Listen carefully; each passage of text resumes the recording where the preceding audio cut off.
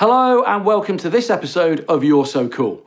On today's show, we have Illustrator, comic book artist and all-round handsome dude, David Cousens. Now, this episode is brought to you by our very good friends over at Geek Music, purveyors of some of the land's finest cover music from the world of movies, television, gaming and anime. So check out what they have to offer. And please don't forget to like, share and subscribe, leave a comment or a suggestion for both Geek Music and us here at You're So Cool. I know you're going to enjoy the episode, so let's get on with it.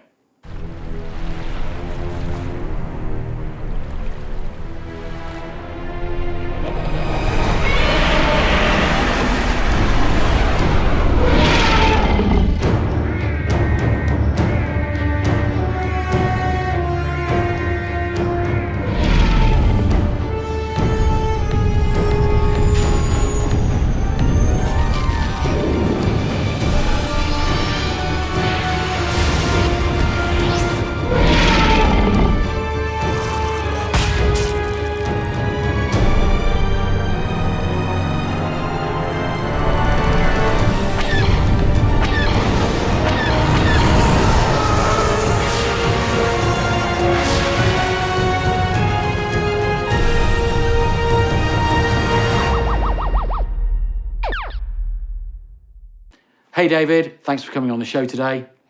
Thank you for having me. So David, can you tell the audience who you are and what you do? My name is David Cousens and I'm a freelance illustrator and comic artist. Can you tell us about some of the projects that you've been involved in, from illustration through to comic books? I've done work for Imagine FX, Computer Arts Magazine, Digital Arts Magazine, loads of stuff for Sci-Fi Now, some TV show stuff. I did a whole load of illustrations for the BBC show Who Wants to Be a Superhero, which featured Stan Lee, which that was really cool. A comic called Gemini with a Canadian band called Living Machines. I've got a graphic novel called Dry, which was a post-apocalyptic future where the world's run out of water. I've done lots of projects for Adobe, lots of masterclasses, lots of talks for presentations and stuff with Adobe and Apple. Yeah, no, it's going well. So what made you want to become an illustrator and a comic book artist? Literally from as far back as I can remember being a kid. I was a child of the 80s, so I was drawn to loads of high energy cartoons and there were always loads of comic books available. So I was basically just consuming the media as much as possible. And I never really wanted to stop. I think it's just, I always drew stuff when I was younger and realized over time that I was getting better grades at school whenever I did a drawing with anything. And so I started to add more and more artwork and then realized that I had a bit of a talent for it and it developed from there. What path did you take when you left school, and was it a natural progression to move into the art world? To be honest, the majority of my skills came after I finished my university degree. It was just in the time when information started to become available online, and people were starting to share more knowledge. Which now is there's everything. Constantly easy access. I get stuck with anything now and I can just go straight onto YouTube and find about 100 different people telling you how to do something. But back then it was people were just starting to unlock what we could do in Photoshop and share various resources. And so, yeah, I was, although I have an education, I would say I'm mostly self-taught, to be honest. What was your first big break project? The one where you thought, I can actually do this? When I'd had some artwork showcased in a magazine that was called Digit. Now, there are a few magazines I turned up in at the same time because I'd suddenly just email bombed everybody saying hey, here's my artwork.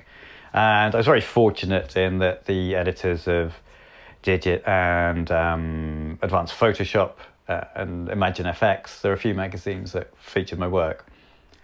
And one of them, I had an image, it was a small commission I'd done for a friend of an image of Spartans.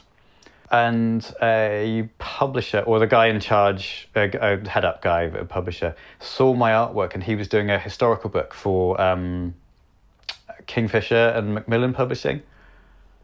And he got in touch and said, like, could you just do a quick test? And even the quick test was already more money than I'd ever been offered to do for illustration up to this point. And so I was happy with that. But yeah, it went really well. And then he literally said, would you be okay signing a contract for a book? And so, yes, I was more than happy for that.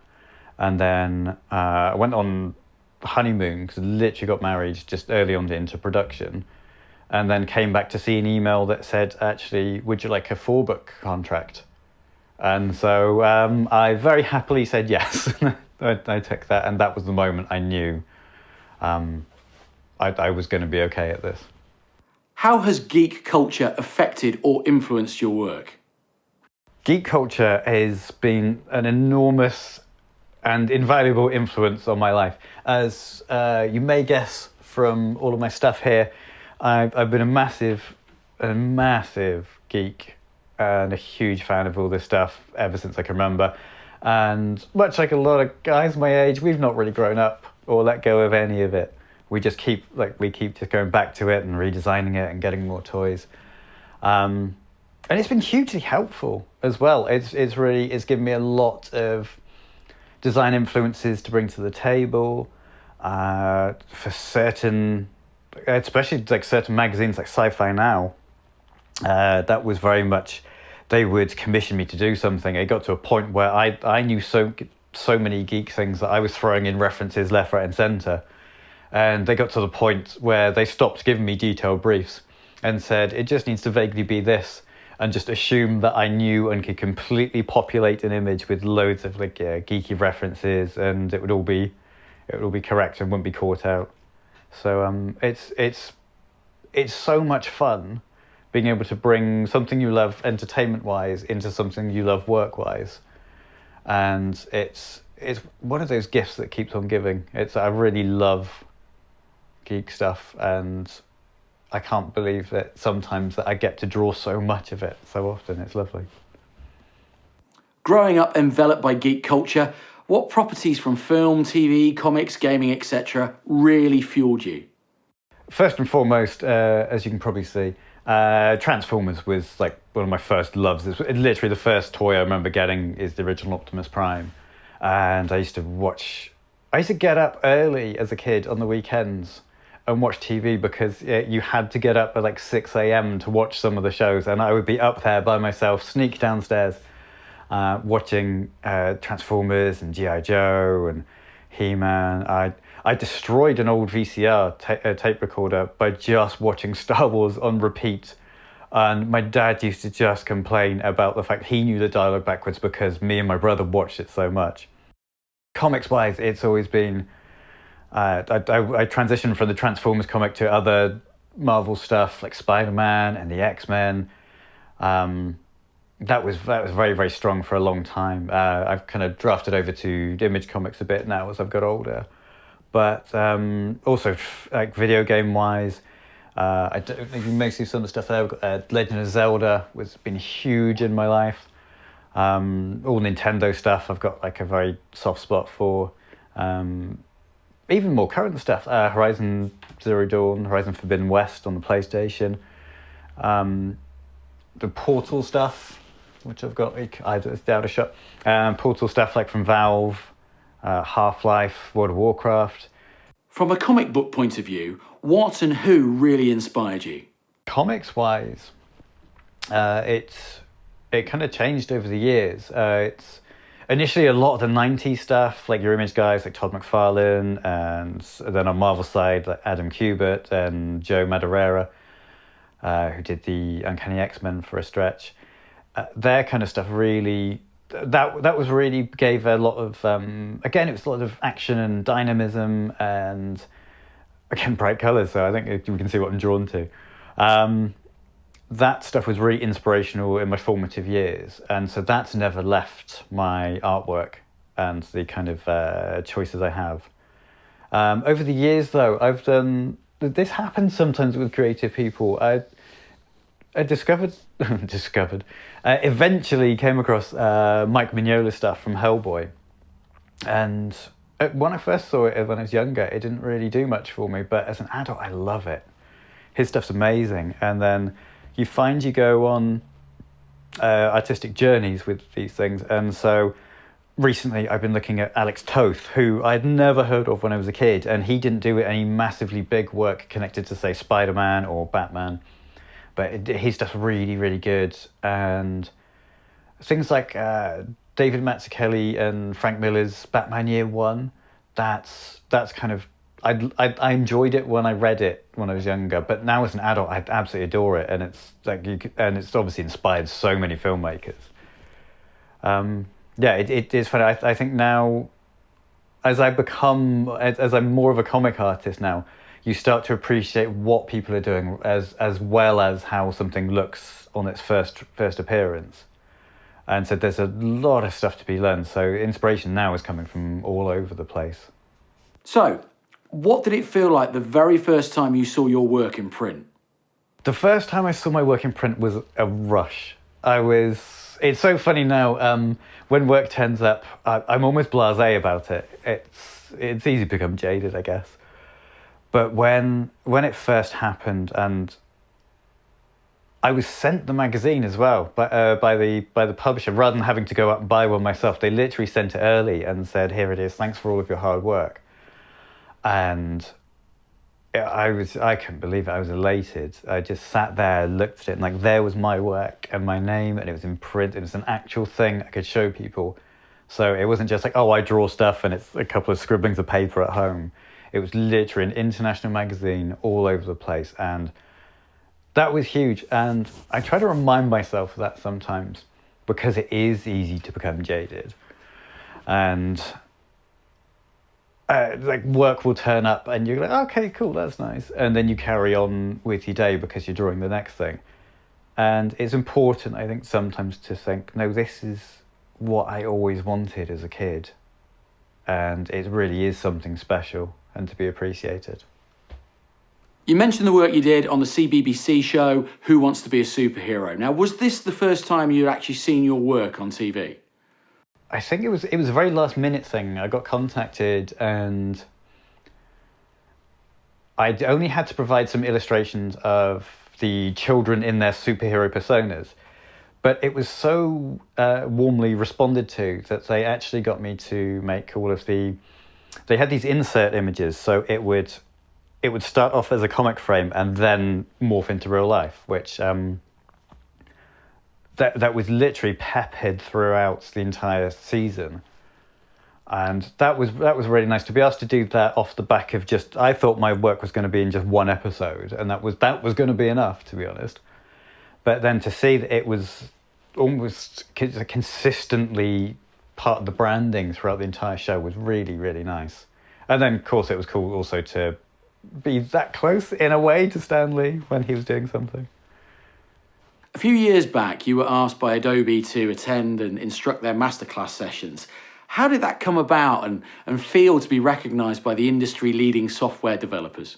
I was recommended by an illustrator called Ben O'Brien, who put me in touch with a man who's kind of famous around the Adobe parts, a really talented illustrator himself called Tony Harmer. And I thought we were just meeting for a cup of coffee and just a quick chat. But it turned out he was doing a sneaky silent audition of me. And at the same time was seeing how much technical information I could take in, because I ended up, within the space of a week, talking online about the stuff that Tony had showed me on some of Adobe's new apps. And so it was very much being thrown at the deep end, but it worked really well. And then that led on to several appearances and speaking publicly, which was something I took okay to. It was good fun. How did it feel to give the first masterclass, and did you feel worthy? You never feel ready for anything. And this is true the further I've got on and the more people I've spoken to who are more successful. Nobody ever quite feels like they were ready, and they just did it anyway. And I had to approach it with the same way. It's like I knew I had enough skill to talk about something, and people wanted to know what that was. And people often, you find, are what you can do, your skill level, it's normal to you, and then we got to remember it's not normal to everybody. And there are people who are better than you, and there are people that are worse. And so hopefully you just go with the attitude of helping somebody, and you end up teaching them something new. There's something you can learn from everybody.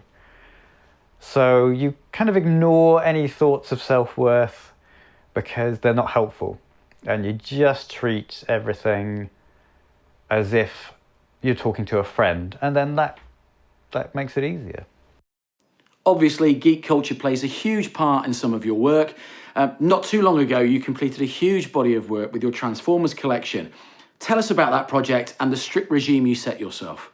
I'd seen something by an artist called Jake Parker about challenging yourself, and so I thought a 30-day challenge works. June was coming up, so it was 30 days, and I thought, do you know what? There was a graphic novel series called Transformers More Than Meets the Eye, written by James Roberts. And I loved it. It was really funny. It was really well written. It was stupid, and it was hilarious, and it was also really scary and touching. It was an amazing mix of stuff with all of the characters. And he really picked not just your popular characters, but a lot of second stringers and characters you barely heard of. And I thought, those are the ones I want to draw. And originally, it was just a project for me. It was just something I thought, do you know what, I'm going to do it. I didn't have any thoughts about anybody seeing it, really. It was just, I want to do an illustration a day on top of what I was normally doing. Just get it out there every single day. So they didn't have to be perfect, but they were just, they were like a love letter to the series for me. And it's been hugely popular. I don't know what point it became big. The author James Roberts saw it and then started to retweet me every single day, which was lovely. It went completely viral on social media, which was great. And I still have people mention it to me this day, which is really, really nice. And yeah, you can't underestimate the popularity of Transformers, and this was like a niche part of Transformers. And yeah, it got such a warm response, and there was no hate or people complaining or anything. It was just like, oh, which one's next? Which one's next? As I was going through, because I'd had them all numbered. And I really loved it. It's got like a nice warm place in my heart, because it's not just because James Roberts replied and said that he liked it, but it's just the way that everybody was really kind about it and actually seemed to genuinely enjoy it, which was very fulfilling. So in the world of animated TV shows, both old and new, which ones really resonated with you and why? I'm not going to keep mentioning Transformers, but Transformers the movie particularly, the art in that is really, really nice, and that holds up. Not the TV show so much. That's like the intro to Thundercats was amazing, and the rest of it didn't quite. Don't hate me, Thundercats fans, but it didn't quite live up to it. There was today, though. I think when I say today, I think in recent years, anything made by Studio Mir is always gorgeous to look at. The Legend of Korra, in particular, was like the real high point for me. I just think I'd look at that. I'd still watch it to this day and think the animation, the fighting, the effects, the expressions, the way they have fun sometimes, and it does remember it's a cartoon, so they do something visually silly as a joke. That is absolutely superb.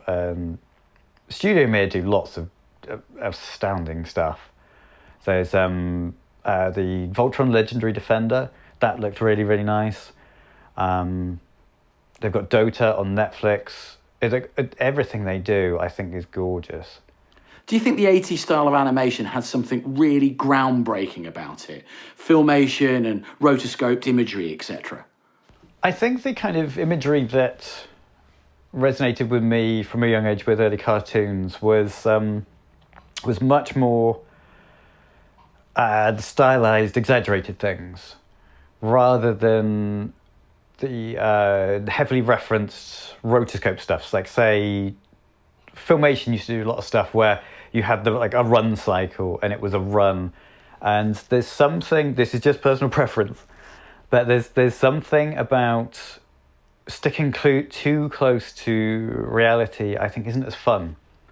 I really like the stuff where like when a character punches, they punch. Like they wind back and there's like and it's faster than it would be, and they overextend the animation so the punch really sells and you really feel it. Whereas if you took actual footage of somebody punching, it would look okay, but it doesn't have that same visceral impact.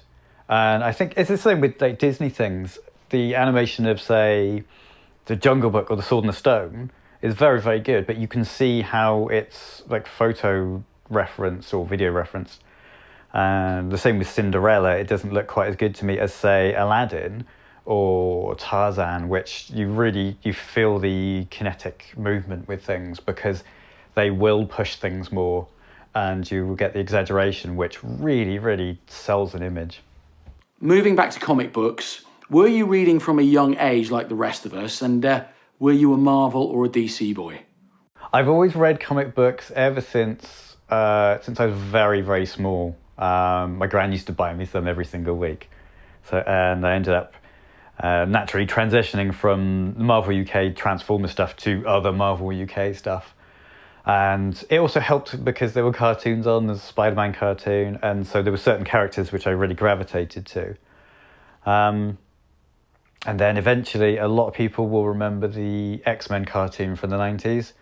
That was the real gateway for me into full-on comic fandom, because I saw this cartoon and was like, wow, this is, at the time it felt very, very mature to me.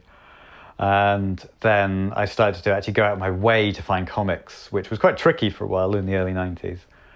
And then after that, just my collection went insane. And as you can probably see from my graphic novels, I've got a whole wall full of them, another wall over, and all around. I've got so many books, and I just love them. And I'm constantly getting asked to not buy more books by my wife, and sorry, I'm just going to keep buying them because I love them. Which artist really inspired you, and who inspires you today with your comic book work?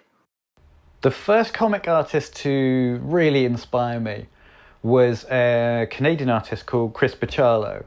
And I first saw his work on a comic called Generation X, which is an X-Men spin-off.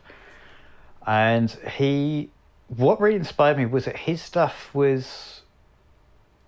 It was kind of weird. He wasn't afraid to do things that were a bit silly. There was one issue where he decided he liked drawing frogs. And so there were loads of frogs all throughout the issue, and they were interacting with the characters, or they weren't, they were doing silly things. There was he did like a Halloween themed one where the characters, there were other things going on outside of the story in the panels and in the gutters. And his sense of fun and experimentation really, really, really worked with me. What about the big legacy artists? Does their work continue to inspire you or be a point of reference? There was a time in mid to late 80s, early 90s where everything just changed. Where you had Frank Miller, his artwork with Sin City actually really kind of inspired a lot. Todd McFarlane, you can't underestimate just how big his impact was in the industry. His stuff, everybody draws the webbing differently now. Like that's changed forever. The spaghetti webbing, as he calls it, where it's way more detailed. And if you look at like the old ones, it was just very straight lines drawn, and suddenly it was this massive graphic element, and it was so cool to see, and it's really exciting. And his layouts were, the word bombastic came into mind. I don't know why. But yeah, his stuff was really... McFarlane's work was so impressive, like visually, and it was distinct. And he was really changing things and like going away from house style at the time of comics, which I think held things back a bit. And his work was individual, and between him and, say, Rob Liefeld and the various other, Jim Lee, the other image artists, they had a huge, huge impact. and things were never quite the same again. I mean, you look, I've got Image Comics behind here. They're still going around, and they completely change what we expect from comics. As well, you can look at, say, people like Robert Kirkman, the creator of The Walking Dead. That really changed what you can expect from a comic. Like, once upon a time, it was always, and don't get me wrong, I love the old superhero stuff, or the capes and fighting and things. But people like Kirkman, people like Frank Miller, they all changed what we can expect. Like the Dark Knight Returns, that looks really, really different. That's like Lynn Varley's colouring on that was so different from what they were having at the time. And his artwork was different, and everybody just suddenly realised how broad and exciting stuff with comics could be. Talk to us about your process and the difference between delivering an illustration and the creation of creating comic book panels. One of the things I had to learn the hard way was that illustration and comic book art is very different. I'd naively assumed that because I'd been illustrating for years, and I knew a lot of stuff, I'd sold loads of commercial illustrations, that was all fine, and I read comics ever since I was a kid. I thought, well, surely that's enough information to go by. But comics is such a different beast. I think one of the very first things is I found in, not all illustrators like this, but I found that there's a certain safety in providing a single illustration. Means you can cheat backgrounds slightly, like the perspective doesn't have to be dead on. You can hide a character, like something awkward behind another character, or like make the elements work for you. And you also didn't need to have a character completely in your head, how to draw them. Like it didn't matter what somebody's back was, because you were never going to see the back, or what their boots look like or anything. And comics keep you honest. Comics are hard work, man. It's so funny, because in illustration you can just draw a character right off the bat and go, okay, that's it. With comics, you need to sit down, you need to know what they look like from every angle, you need to know how their expressions work, how they stand, because you're going to see them. And you're going to see them from different angles and weird angles. They could be doing strange things. With normal illustration, it's very much, okay, what works for this one image? So your composition, your layout, it's all very much front and center. With a comic, there's more like a meta aspect to this, where you've got to work out not just how good each panel looks. You have to think about the whole page overall. You have to think about something called page flow, which is how your eyes naturally flow along the page so people will read it correctly. That can have even subtle variations, like you can have, if somebody's holding a spear or a sword, you tilt it so it's pointed down to the next place you want people to look at, which wouldn't normally matter in a normal illustration. You normally just, okay, they're holding their weapon. You have to think about, there are priorities on a page. You don't want every single part of the page to look amazing, to look eye attention grabbing, because if every single part of the page is fighting for attention, it's busy and people don't know what to do. And so you have to pick your moment in any given page and say, okay, this is the main thing we're selling on this one, and then each other panel has to look good but has to support it and not compete with it. And you have to think about things like in a normal illustration, you've just got your image, your impact, that's it. But with comics, you have to think about how to lead people along the page, and things like a page turn. So you try to end every page, if you can. The last panel really benefits from some kind of like mini cliffhanger, if possible. And so there have been times when I've had to break down stories that have been adapted from film scripts. And then you think, okay, well, this would fit nicely with a certain number of images here, but if I can move it so that I can use this cliffhanger, then people have a reason to turn the page. And so that really helps the overall look for it. And there's just so many things to learn about comic art versus normal illustration. It's intense, hard work. It's way harder than anything else I've done before.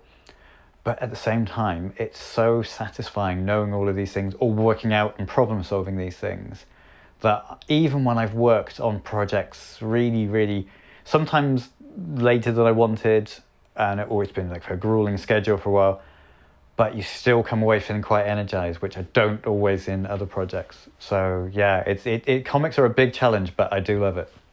Will a writer come to you with a complete idea of what they feel the character should look like, or is there vague character descriptions, and are you given free rein, or is there perhaps a developmental period? The character design process with other creators, comic book writers, can be quite varied. Depending on person to person. Really, there are some people who they have a brief. And they will say, this is a character and I want them to look like this. I want them to have like hair curls down here. And so it can be quite restrictive. And so those are slightly less fun.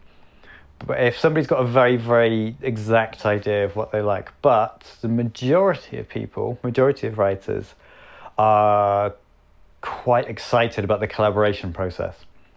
And so they'll say, okay, I've got this character who they wear a coat and they've got this thing, but feel free to bring something to it. And then that's when you really use all of your character design skills. And so you can take in various references. You come at it with something, you think, okay, if a character lives in a certain way, they're this kind of character, then maybe they don't look after their clothes so much, or maybe they've customized their clothes. Maybe they've done something different. Maybe their clothes are always torn. Maybe they're very neat. Maybe they're very precise. And you start to think about the characters and who they are. And then it's really fun. You can add a lot of meaning into what somebody wears, or not just how they look, like say the Incredible Hulk's big and green, because that's quite an easy sell. But when for example, when I used to look at TV shows and films, and I used to see costume design, and I thought like, well, that's just clothes. But it's really not. That you can get so much information from a character just by what they're wearing and how they're wearing it. So say you've got a character that's wearing a suit, but the suit's not tidy. So they've got their suit jacket is kind of disheveled, maybe there's some grime on it. The tie is just slightly askew. The top button's not done up. They're wearing trainers maybe instead of shoes. And you can see that this person suddenly doesn't care as much about looking smart or the position they're in, and maybe they're even rebelling against it. And you start adding little tweaks and touches, and you can apply various things like color theory to stuff. So you can say, okay, well, this person wears a certain color because they are, say they're feeling defeated, they could wear like a dull, desaturated color. And then suddenly at one point in the story, their character gets stronger or more confident, and suddenly they switch from like a dull or like a pale blue to a bright, strong, powerful red. And so it's a more exciting color. Or you can use, say, colors work for things like, say, lightsabers. You instantly know, okay, that's one of the Sith, that's the bad guy, because they've got a red lightsaber. And there's just little tiny visual cues which are really fun to add.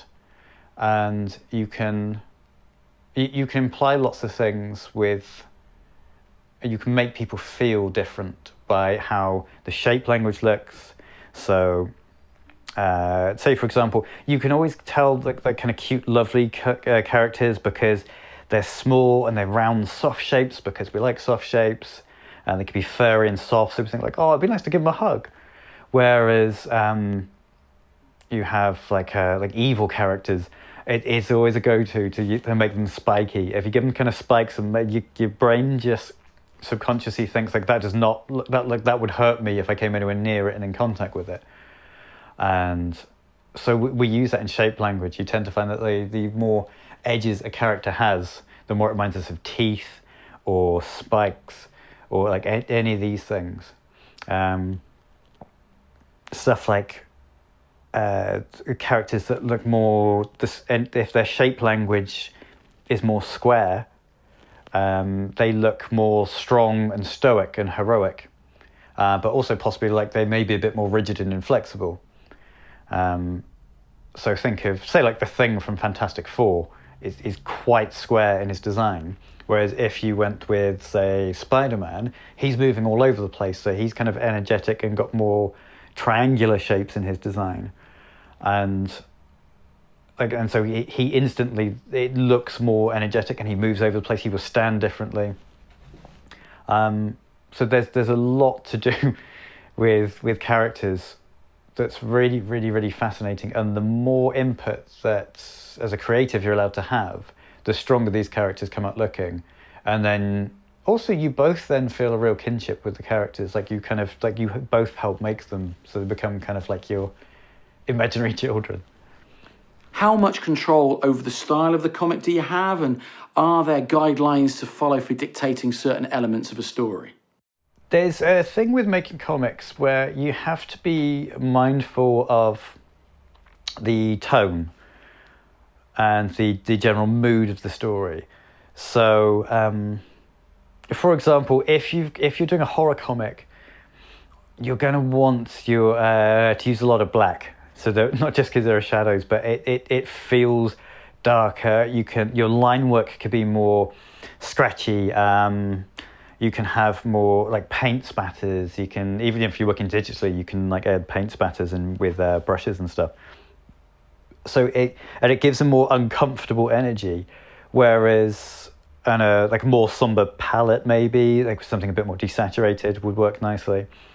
Whereas if you want to say a kid's comic, suddenly like a young children's one, then you're talking very, very bright, more towards kind of like pastel, cheerful colors. Everything's going to be rounder, even like just on the, again, go back to like the shape language. But the lines will be smoother. They'll be like softer. They'll be probably less detailed, just because it takes a lot of effort to take in detail in images, which is why kids prefer more simple ones. And then as adults, we look for a bit more complexity. And so you have to think of the tone, because I have seen, and I'm not naming examples, but I have seen some horror stuff which is drawn too clean and it looks too nice and neat and tidy, and you really need to feel the scene, and the artwork needs to reflect that. It's something I didn't initially really realize, and I always thought like, oh no, I would only ever work in one style, which is my style. And then you realize that no, you can, even within your own style, you can bend things and manipulate them and just push yourself. Like today, it's much more kind of dark and gritty direction. And then now we can go for like a more fun, light-hearted thing. And so like the lineup could be a bit cleaner, a bit tidier, a bit more flashy. And you don't want energetic artwork that you would find, say, in a Spider-Man book, in a serious book that would be talking about loss of a family member or something. You don't want that to be full of dynamism. You need to play those quiet moments and the stillness. And people don't feel like moving when something's sad. And so you can still make it look really, really pretty, but at the same time, just be careful of the tone. As an illustration is a single image and comic books are split into panels, do you find that comics are more freeing and give you more scope to experiment? There's a certain amount of freedom that comics offer you over traditional illustration in like a number of technical aspects. So, for example, say you need to cover, it's an illustration of, say, the X-Men. You need to have all of the X-Men in there, like each character needs to be there. So you can't just have like your favorite one, you've got to have like every single one. They've all got to occupy a space. So, you can work certain things out. So you've got like Archangel or a flying character up in the sky. The bigger character's always at the back. But it does limit you.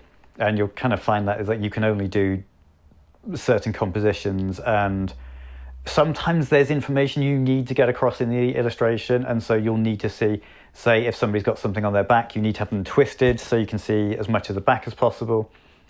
But at the same time, you need to see their face, and so it can be hard work. Whereas one of the benefits of comics is you've got a series of illustration all put together into one. And so you can see a character from the back moving through image to image.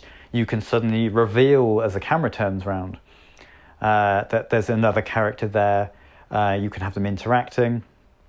there's a nice thing you can really play with in comics is there's the power of somebody, and you see this in TV sometimes as well, but it doesn't work in a single image, in a single illustration. It's very tricky to get across. But you can have two characters arguing. One is winning at the start. Person A is winning. And so you shoot them from beneath, make them look powerful, make them look big, and they can take up a lot of space in the frame. And then just gradually, as they start to lose the argument against person B, they get a bit smaller. You start to look at them from above, so they seem smaller and more diminished. And then you can bring in the comic panels. And so literally they're crammed in, and suddenly they're feeling the pressure from the sides. And whether people know this or not subconsciously, they will pick up on the fact that suddenly this person has lost, even without any dialogue. And they've completely lost all the power. And you can't do that in one single illustration. You can show a moment in an illustration, but you can't show a transition of like the change of feelings and things. And so that's a definite advantage that comics have. Do you work in silence, or does music play an important part in helping you stay focused or inspired? Although I do tend to, on a normal working day, listen to a podcast for the conversation, if I'm in a crunch, if I've got a load of work to do and I need to just really focus on something, especially if there's a deadline coming up, it has to be like music soundtracks every time. It's always, I will listen to, depending on the mood of what I'm drawing, it can be something like soft and acoustic, typically stuff without lyrics. Like John Williams stuff is great. There's loads of, I mean, we live in an age where there are so many amazing soundtracks. Even like video game stuff for the last 10, 20 years has just been outstanding. One of my go-tos is Jesper Kid's early work from the Assassin's Creed series. Specifically, Assassin's Creed 2 was always really, really great, and I will listen to that frequently if I need that inspiration. If I want to feel really energized, it's stuff like stuff from Transformers the movie, The Lost Boys, any of those early, the kind of mid to late 80s stuff.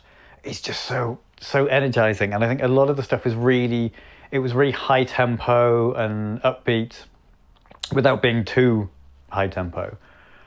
And I find that really helps me focus. And I tend to feel really good. And I think when you feel good, when you feel happy, you do your best work.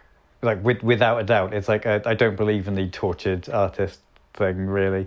I think the happier, more content you are, the better you do. And that kind of music, like soundtrack music, is great because you don't really hang on the lyrics, you just hear the stuff. And you just work so well with soundtracks. And so that's always, if ever I'm in a crunch and need to get stuff done, always straight to the soundtracks. What projects are in your top wish list? If Marvel or DC came knocking, what property would have you chomping at the bit to get going? I would love to draw a cover for the Uncanny X-Men, because the Uncanny X-Men number 304 was the one I immediately discovered after watching the cartoon, and that was very, very formative. So I'd love to do that. I would obviously love to do something Transformers related. Again, even just a cover would be great, just because it's been such a long part of my life. There are so many authors, James Roberts. I'd love to. I mean, Daniel Warren Johnson is a comic artist and he writes stuff as well. But I'd love his work. Scotty Young is an artist who's become a writer. I'd like to work something with him. There are certain people who I don't know what the collaboration would be, but David Mazzucchelli, I don't know, he knows so much. I think even just talking to him, I would learn so much and I would just love it. So I could do anything with him and that would be fantastic. I think basically anybody who is open to collaboration and who will let you bring something of yourself to the table is going to be somebody that I would get on well with. I think I like creating stuff together rather than just necessarily following like a solid script. And I'd like to be involved with the characters or work stuff out. But I mean, any of you guys want to call me? All good. So, can you tell us about some of the projects that you're working on, and how can our viewers help support some of those projects? There are numerous projects I'm working on, and of the ones I can tell you about, there will be something coming up from myself and Matt Garvey, which we're currently renaming, but that will be on Kickstarter at some point this year. You can also follow me on my website is coolsurface.com. And you can follow me at David Cousens on Twitter and Instagram and Coffee, and also Patreon, which hopefully all the links should be available here somewhere. Yeah, and it'd be cool. You can always feel free to send me a message. I'm quite happy to chat. I'm pretty friendly most days. No, and yeah, if you just want to say hi there, that should be great. It's really nice to hear from people, and it's one of the fun parts of the job. Thank you for coming on the show, David Cousens. You're so cool. Thank you. I've always thought so. And that's it for this episode. We hope you enjoyed it as much as we did. Now, don't forget to click that subscribe button so you don't miss a single episode. And we're looking forward to seeing you all again on the next exciting show. And don't forget, you're so cool.